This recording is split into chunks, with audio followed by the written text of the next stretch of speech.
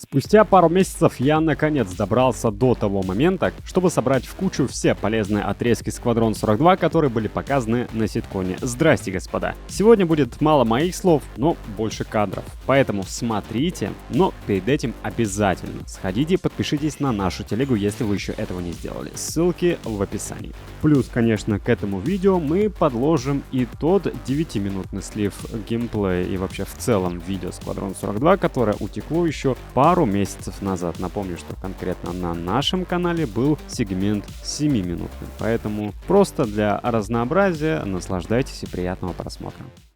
This is obviously going in and utilising some of our new building blocks UI for the doors. And then here's a scan wave, and you can see that I'm looking at that data pad, and then you can move around, and it's giving me that information. So right now, it's just giving you the basic high-level information in terms of the names and things. But you will also have more detailed information depending on, contextually what the item is. And what you're seeing here is part of the player interaction system. So you can just, even though that's kind of a complex area, there's lots of little things that you can interact with. But you're getting confidence of, oh cool, I can grab that, or I can use the data pad. And you're not having to go into interact mode, you're not having to be driven by the cursor. You can go in and just press F or interact with it. And you've probably seen this in plenty of AAA games, but they don't have the detail and at scale that we do. So we wanted to make sure that that system is really robust. But hopefully it gives you kind of an idea of. And I'd also say that part of the idea is that there's the default action, which in this case is what you see when you're on it when it says grab or. From Squadron 42, no, it's obviously a test map. But you can see here that, as Chris said, the level of inertia is still block out phase, but you can see that we're actually starting to get that you can grab on, you can go straight into a mantle or a vault, you can go straight into the pull-ups. And the thing is that what you're seeing here is, while this is just an test map, a lot of these are providing design ethos to then feed into the PU. So if we've got derelicts and we've got environments that we want the player to go and do missions in, we don't just necessarily just have to rely on you've only got jump, or you only can do vault and mantle. And right there we did a jump onto halfway onto a ladder, and here we're looking around to the left, to the right, and you can jump off the ladder at any point, you can slide down it, you can do all sorts of things. Wow. We've got a bit of a sneak peek at the end. Yeah, so we're going to find an elevator? the true boss. And we jump across to get on the ladder there. And again, these are all the block out animations. I wonder what that is. Someone accidentally put that in there. Yeah. Anyway. Firing because it's the old VFX. It's also the old VFX code. So we haven't part of the proper. This is a current PU suit versus what we'll have is a new one with the proper pack that has the thrusters in the right position, and when you go forward, the thrusters going from the back. So what you're actually seeing here is you've actually connected to this surface. So now it's almost like you're in a prone situation, but this is going to be what more our new prone will be. Again, you've got full 360 degrees. You can just move your mouse and you look all the way behind you or all the way in front. And right now we're moving along here not because we're thrusting, because we're using our hands to move ourselves along, and we're looking around as we're doing that. If we went out to the third person here, you would sort of see us moving our hands around. I think we'll see it a little later on. There we go, here we go. So we're just sort of pulling ourselves along. And if we wanted to at this point, we could stop and we could push off against it, and then we would just go floating out into space. So that's the sort of idea of what we call push-pull. And so what you're seeing here, he just pushed himself off. So what you're seeing here, that's actually kind of you're just floating alongside the actual this fin of this Asiata station, and this is actually keeping you in this orbit. And then if you did, and that's just you just push forward and go, where you can actually jump off into space. But then this becomes one of the, if you look at physical traversal where you've got jumping and mantling and vaulting, this is where we have 0G push-pull, we have the tractor beam that kind of pulls you around in EVA, and then we have your EVA pack, which is limited by your resource of EVA fuel. So this allows you to kind of manipulate and go in EVA, and allows us as developers to build EVA traversal spaces, both wide-ranging and both small scale. So here's I mean, we were before in first person looking around, but here's us cutting out to the third person to actually show you what your character and body's doing. And so there's a lot of, and these are still block out animations actually, but so there'll be a lot more nuance of fidelity to it. But yeah, you have a lot more control, directional sense, ability to look around, ability to stop yourself. So I think, in this one, we're going to come up close to the glass above it. Yes. And you're actually going to see us, like, if you fly into something, you sort of arrest yourself, again, block out animation, but you're going to, as we get down close to it, I think we're going to come down, you'll see as our character comes down here, our player comes down here, put our hands out to brace ourselves to stop ourselves on the glass here. So all of that's like systemic. That's not marked up or anything. It's all ray casting, seeing of things. You brace yourself when you come up against, hold on, arrest your thing. You can push off against things. So we've spent a fair amount of time and engineering on all this, but it's not just for Squadron. It's going to be, it's obviously useful in some of the environments of Squadron. This is one of them, obviously, the acid aerospatial. You're going to look down on the slavers that you saw in the earlier scan. But the use of this in the PU is going to be massive. And also the big thing that Chris said there is it's systemic. You activate it, levitates up now, grav levs on, you get hold of it, bam. And by the way, the new interaction system's not working in this demo here. This is a separate build. But we're, as you can see, it's getting pushed over bulkheads. But this is essentially a really big improvement for us, because we want physical cargo, and we want physical cargo to be a big deal in the PU, that you have to move that cargo, you have to make decisions on how long it's going to take to load it up, not just buy it from the kiosk and it appear in your ship. So this gives us the ability to do that, and like Chris says, move much larger things than what you'd normally be able to push as a human being. Yeah, I mean, this happens to be just the slaver pod, but obviously you'd be pushing, as long as it's grav lev equipped and has the sort of hover device, then like I said, you could have large shipping containers and stuff like that. And this is all underpinned by our grav-leg technology, so the same, as a Dragonfly, or eventually you'll hopefully be able to move much larger ships if you need to rearrange them, or when you're moving things around on your homestead or whatever we do eventually. And we've actually had this working on a planet, so you can just push this over planet terrain. You don't let go. You stay stable, because it doesn't actually undulate unless there's something actually physically touching it. So it allows it to be much more stable.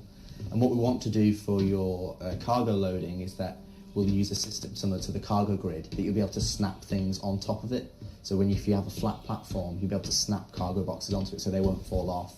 Then you'll be able to reliably move them without frustration. And again, you can see some of our design ethos coming through is that we're trying to remove the barrier to entry, we're trying to remove the control mechanism, the things that frustrate you as you play the game, and kind of make that a lot simpler.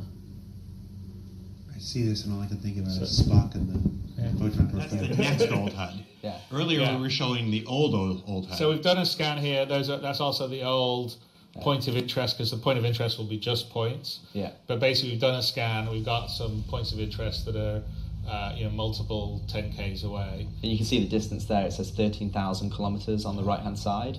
So this is obviously just placeholder UI for the quantum boost. Again, you can just boost over there, and it obviously has this interactive gameplay, which obviously went into. And this, by the way, that's all programmer work in progress from Yogi on the quantum boost mechanism, because you're just going to have to stay in the zone to keep and boost, otherwise you'll fall out of boost. But we've gone over to the planet here. So what it's allowing you to do is sort of have that mid-level traversal and investigate. But it's essentially what it does is it's taking our existing layouts, levels, ships, so we don't have to build this custom, but it's a way of applying certain shaders and marking up certain objects to be displayed, like the floor gets displayed but the walls don't. So we can just take the existing geometry you already have streamed in that you're walking around already, and then use it to be rendered for our minimap. So this is essentially in the engine, using the Idris ship itself and the various parts of its interior to create the minimap without any special. This doesn't have any specific custom like UI art for it, other than some of the like level things that say ground level or whatever. It's one of the advantages of having high detailed ships, Yeah. because the environment's already in a good state to show straight out the gate. And so the idea of this being systemic is that when the feature is ready to go, ready for prime time, and everything, we can just apply it to space station. Yeah, because a lot of landing traditional zones. game development, you have to make custom minimaps. Yeah. So you look at an environment and you go, we have to make a custom environment minimap. So if we want to support lots, tens, hundreds, and thousands of locations, especially for the PU. and absolutely for the PU, it's just not viable. So we wanted to come up with a solution that we can use, with minimal effort on the side of content creation, but gives us all of the information that we want. And this minimap is not just that's where I am. It can show you objectives, it can show you other people, it can show you information about those things. Again, it's all underpinned by the radar and scanner. So when we call it the minimap, this is just a kind of how you view your radar information in FPS. And your radar and scanner gives you so much more information than just, that's the name of the door. It tells you what's the state, does it have power, can I hack it? If it's a person, what's their active status, are they injured? So if you're coming into here and going, I'm trying to do a medical mission, I've got a marker, I can go, cool, I can get a scan of the local lie of the area and go, right, this person's injured. Oh, his body's injured too. Oh, he's got a tier 1 injury. I'm going to go and help him before he bleeds out because I can see his health. And you'll be able to see that via this information. Yeah, it allows you to detect saboteurs or it's intruders. Scripted, that this is something that we just put on a track. This is purely systemic. So if we captured this 20 different times, it would be 20. It would play out 20 different ways. So those individual there is going away to hide behind that orangey boxy, whatever we want to call that color. So that's the player, He's gonna essentially. go. This is essentially a standard for the player. The other two AI are searching for him at the moment. The white spheres you see are basically hiding or cover spots. And so as AI, this is a sort of debug mode, as the AI goes around and they search, the spheres go away, indicating that, okay, they've checked that place, so no one's actually there hiding out in cover. So, and they're both kind of working together. So their logic is they need to clear these rooms first, and then once the rooms are cleared, they can sort of go on. So they share this information. So as they're clearing the cover points, and the cover points are basically all the nooks and crannies in the room, they're clearing the cover points and they're sharing together. So you'd see here that they're going, okay, this guy's coming in and go, okay, there's an open vent. Again, this is systemic. He's just coming to investigate this vent, but he's not cleared this entire room yet, so he's not going to progress. And he's just going to go and check the rest of the room alongside his buddy. And once they've then cleared it, they'll then progress. But again, here would be, you'd hear them talking to each other. I've not found him yet. Where is he? And again, we've got vents in here. He's checking another vent there. Yeah, so we also have other usables. So it might be, there's something you can hide in, or they're going through systemically, checking the usables, checking the cover points. And you can see there's only a few balls left now. The ones at the bottom right, and then the ones at the back that he's clearing. And then one of these enemies will then go, okay, we've checked everything in here. I'm now going to progress to the next space because that's where, they're not in here. I think they're going to go this way. So you come back, there's only one set of ones left. He's going to check it. He's going to come through here. Cleared those, so now he's coming around here. And fire away! And what you're seeing here with the bar, which starts off, is something that we added for the AI in the distance, catch you. And then this is kind of just a representation of it doing the same thing in a real environment. But obviously we wanted to show you the kind of the thing behind the curtain. What are they actually doing? They're checking cover points. They're checking the usables that are there. And then, in a lot of the cases when we actually captured this video, if we actually failed because they pincered the player and they actually found you before we were able to show you, what was happening. So it's really good to see how this transition from social into combat so that you can actually play through the game. Better check that out. So here he's checking a usable, which we've set up, where he's just kind of like looking and checking, okay, is there anything there? Nothing there. And again, he's sharing that information with his buddy. So if you've got 2, 3, 4 AI that are searching, then obviously they're sharing and talking to each other and letting them know that nobody's found you.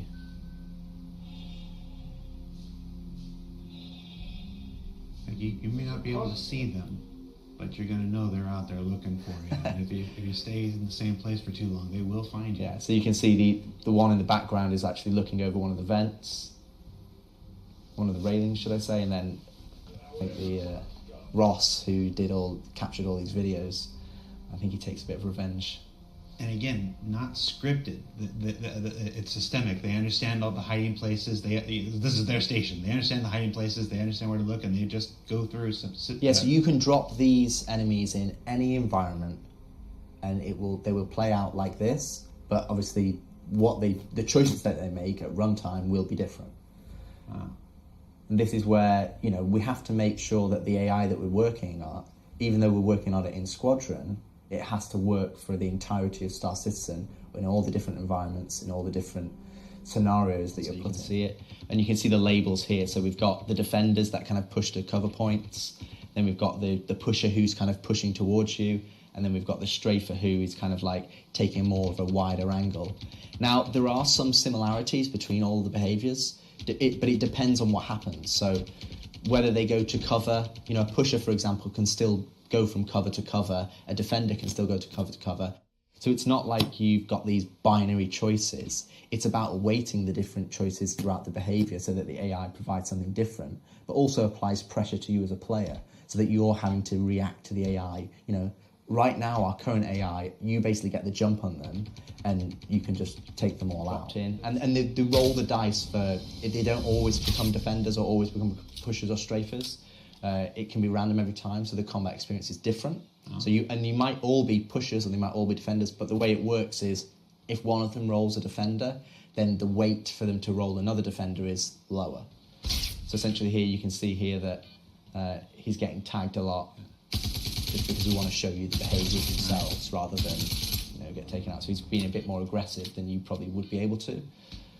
That's going to make the eventual speed runs a lot harder because they're not just Goombas that do the same thing every time. You can't memorize the patterns. And the other thing you might have noticed as well is that we're starting to have traversal opportunities for the AI. So they're not always just on the base nav. They can mantle over, in fact, I'm not sure we... Crouch, mantle, climb ladders. They can jump over railings and push you, or they can climb up onto things and shoot down on you. They can use ladders, they can do all sorts of stuff. So we're putting a fair amount of work into AI traversal, so they sort of understand the environment and how to traverse over it other than just flat ground. And of course, on some of that, I think you saw some of that, he didn't get hit right away. Some of the early shots missed and then they hit him. That's kind of what Rich was talking about earlier. The overview, so it's the overview of your player, it's the overview of your ship, and then it's like your primary objective. So and all of these widgets that we call them are kind of shortcuts to the main focus areas. See alerts as you go to the other page. So you can see here we've got your messages. So this is kind of like the email client, and then on the right we've got kind of like the ship chat that's coming in with general ship chat from the AI, which again is kind of just making it believe that you're in this believable environment or a real life environment rather than just you alone. So responsive compared to the old one. Yeah, and it's just a lot cleaner, and the information. It's something that we've tried to be consistent across the HUD and the MOBI, is that we want to make sure that we're giving you clean information. You can see like the alerts. So the alerts now cleared from the messaging app because we've read the messages, so it's gone. But there was an alert down on our mission side here, but now we've gone and looked at it. It's cleared. So that's the system. It's a framework. So like inside the you'll get notifications or alerts. Oh look, I got a new message over here. I'll click over to it. Now we're back.